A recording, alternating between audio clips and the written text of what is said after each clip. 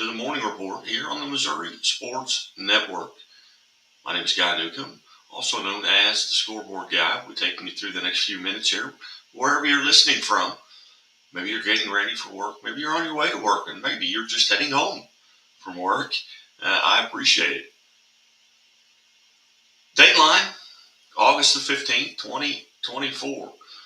The Royals now 66-55, 5.5 games behind Cleveland, and right now in the third wild card spot. They've lost 5 of 8. Cole Ragans has become the stopper with winning 5 of his last 6 starts, giving up only 8 runs in those 5 wins, and avoiding sweeps by both Boston and Minnesota in his last 2 starts. He's just 9-7 on the season, but has already thrown 2 times the innings that he threw all of last year. Bobby Witt has hit safely in 38 of his last 42 games going back prior to the All-Star game. Paul DeJong is hitting .400 in his last 15 and had 3 hits on Wednesday versus Minnesota, a triple shy of the cycle. However, starting next Friday on the 23rd, they'll play 20 straight games against playoff teams. 12 of those are at home, and there's only 41 games remaining on the schedule. The last 3 series wins have been against the White Sox, the Tigers, and yes, the Cardinals. That sweep back on July 10th. And that goes back a long time. And the White Sox, obviously, we know about them. The Tigers are not good either. So is this pitching staff obviously is going to have to step up and do what Ragans has been doing here over his last 6 starts. But with the schedule that they have remaining, it's going to be tough for the Royals, I believe, to make the postseason. However, it gets a little tougher on the other side of the state. The Cardinals now are 60-61, below 500, 8.5 games behind Milwaukee, and 4.5 out of the last wild card spot. They've lost 5 of the last 6. Sonny Gray has lost 3 of his last 5 starts, giving up 20 runs in 31 innings pitched. 15 of the next 19 games are against playoff teams. However, they do have 6 of those games with Milwaukee in that stretch. Last night, Kyle Gibson went 4 2/3, giving up 7 runs, 6 earned, and 4 home runs to the Reds. He's now 7-5 on the season with a 4.26 ERA and has not recorded a win in any of his last 5 starts. This last win was July 7th, 8-3 over Washington. Chiefs preseason injuries. Chiefs wide receiver Hollywood Brown, unfortunate shoulder injury, complicates the team's wide receiver room. Though simultaneously gives an opportunity to one player rising up on the depth chart in recent weeks. And then yesterday, Chiefs starting right tackle Jawan Taylor was carted off the field in Wednesday's practice with an apparent injury. For a player of Taylor's importance to suffer an injury just 22 days before opening day, especially considering just the slew of health issues this team has dealt with here recently with Hollywood Brown, who's been often injured in his career. And this doesn't even conclude or consider, I guess, the legal issues. It remains unclear if Kansas City Chiefs wide receiver Rashee Rice will be allowed to suit up when the 2024 regular season kicks off on September the 5th. The issue obviously stems from the 8 felony charges pending against the 24-year-old Rice, stemming from a street racing incident in March of 2024 that left multiple people injured. The NFL is still investigating the matter and hasn't announced any disciplinary action, including a potential suspension. Well, you can take a lot of what happens in a preseason game with a grain of salt. Kansas City's issues on special teams, specifically revolving around the new kickoff rules, are some cause for some current concern. Out of the gate, they allowed a 74-yard kickoff return by Parker Washington, which kicked off their struggles.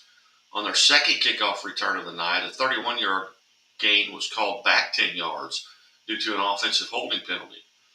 The most egregious moment, however, came right before halftime after the ball bounced out of the end zone onto the 1-yard line, and Mecole Hardman went back into the end zone and down the ball, which resulted in a safety. High school fall sports have started. The new conference alignments, we'll talk more about that in recent weeks here. Teams with high expectations. Cardinal Ritters won 28 games in a row, including back-to-back state championships, and is looking forward to a DeSmet game on October the 18th.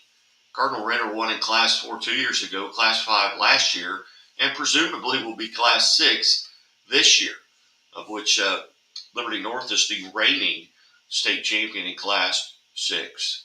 Week 1 games of interest. Maryville will be at Blair Oaks. Jackson will be at Cardinal Ritter. Elias Catholic at Hannibal. Joplin will be at Kickapoo, the new part of the COC. Webb City will be at Lebanon, and Republic at Nixa. Webb City and Lebanon have played several times over the past few years in postseason play, but this will be the first time at Lebanon. We're going to step away, take a quick timeout, break. Here, you're listening to the morning update on the Missouri Sports Network, presented by the Bank of Billings. Bank of Billings, established 1889, the oldest bank in Christian County. Also by Lyona Labor's Local 663, who remind us all to drive safely in those work zones. Those folks want to go home to their family as well. Also by Doak Propane for all your propane needs in Polk County and surrounding counties. See the folks at Doak. Back after these messages.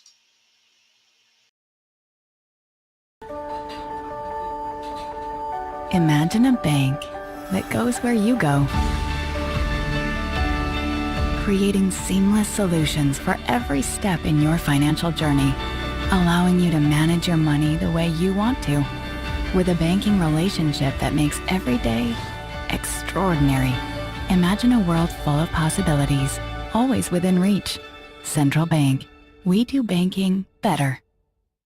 The Walnut Street Inn is located in the heart of Springfield on historic Walnut Street, just blocks away from the Missouri State Campus, Hammonds Field, Great Southern Arena, and downtown Springfield.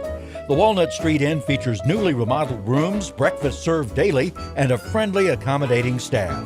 The Walnut Street Inn is also a great venue for private events. Book your stay or get more information at walnutstreetinn.com or call 417-864-6346. The innocence of youth. Is there anything any better? But soon they'll be in high school and facing all the same challenges you faced. How to make friends, how to fit in, how to be cool. We want our children to have everything they'll need to live fulfilling and productive lives.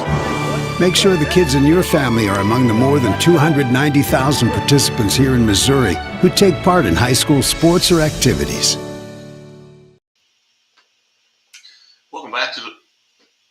Welcome back to the Missouri Sports Network. Guy Newcomb alongside here. It's Dateline, August 15th, 2024. Before we go on this day in history, we want to remind you, hey, go to our Facebook page, like us on Facebook at the Missouri Sports Network, so you can find out anytime that these scoreboard shows or coaches, players, interviews come out on this day in history, morning update. And of course, where are they now? Wednesdays. Also go to our YouTube page and subscribe. On this day in history, 1620, the Mayflower set sail from Southampton, England, with 122 pilgrims on board. In 1861, Abraham Lincoln orders reinforcements to be sent to Missouri. In 1862, in Missouri, the Battle of Lone Jack, Missouri. Fierce fighting between Union soldiers and Confederate forces prompted by bushwhacker attacks destroys the town of Lone Jack. Little known facts about the battle. Confederate guerrilla outlaw leader Thomas Coleman Younger was notable for his actions at Lone Jack. Though most of Quantrill's raiders were still in Independence, Missouri, looting after a victory in the first Battle of Independence, 18-year-old Cole Younger was present at Lone Jack, riding along the front of the lines to supply the troops. The wounded Foster was briefly held by the Confederates in a cabin and was threatened by execution by a Confederate officer who had been his bitter enemy since before the war. Younger physically pushed Foster's would-be executioner, Dr. Josiah Hatcher Caldwell, out of the cabin, despite the fact that Caldwell was a ranking officer in the CSA. When Younger was captured in the Younger James gang robbery at Northfield, Minnesota, First National Bank, Foster, who was then the editor of the St. Louis Evening Journal, argued for clemency for Younger. Also in the 1969 movie True Grit, character Rooster Cogburn, played by John Wayne, tells Matty Ross that he lost an eye at the Battle of Lone Jack, calling it a scrap outside of Kansas City. In 1912, New York Yankee Guy Zinn sets a record for stealing home twice in a game. On this date in 1939, The Wizard of Oz premiered. Also in 1939, that same day, the first night game at baseball's Comiskey Park in Chicago, where the White Sox beat Cleveland Browns 5-2. And in 1969, Woodstock Festival opens in Bethel, New York, on Max Yasgur's dairy farm. In 1975, Major League Baseball, Baltimore Orioles manager Earl Weaver is ejected from both games of a doubleheader against the Texas Rangers. And in 1989, his second start after cancer treatment, Dave Dravecky, and I remember this well, breaks his pitching arm while pitching to Tim Raines. He would later have surgery a year later to remove both his shoulder and his arm, and is still alive today as a motivational speaker throughout the country. In 1990, Mark McGwire is the first to hit 30 home runs in each of his first 4 seasons. In 1993, Nolan Ryan picks up his 324th and final victory in a Rangers 4-1 win over the Cleveland Indians. And in 1997, the Los Angeles Dodgers retire Tommy Lasorda's number 2. Now for On This Date in Missouri sports history. James Patrick Goodwin was born on this date in 1926. He was an American pitcher in Major League Baseball, listed at 6'1", 170 pounds. He batted left and threw left-handed. Born in St. Louis, Missouri, and attending Beaumont High School, Goodwin started his professional career with the New York Giants organization, playing for them in their minor league system in Springfield in 1943 and Jersey City in 1944. By then, the top farm system affiliates of the Giants. But his baseball career was interrupted after he entered service in the United States Army during World War II. Following his discharge, he rejoined Jersey City in 1946, being obtained a year later by the Chicago White Sox from the Giants in a Rule 5 draft. Goodwin joined the White Sox at the Major League level on April 24, 1948. He made 8 pitching appearances, 1 start, and posted an 8.71 ERA, giving up 11 runs, 10 earned on 9 hits, 12 walks, while striking out 3 in 10 and a third innings of work. He did not have a decision and made his final appearance on May 30th that year. In addition, he pitched 6 seasons in the minors between 1944 and 1950, compiling a 50-38 record and a 3.36 ERA in 162 games. Goodwin died in St. Louis, Missouri at the age of 81 in 2008. Again, thanks for tuning in, and as always, the Missouri State Highway Patrol and Central Bank of the Ozarks remind us to take that 3 seconds and buckle up. It's 3 seconds that could save your life.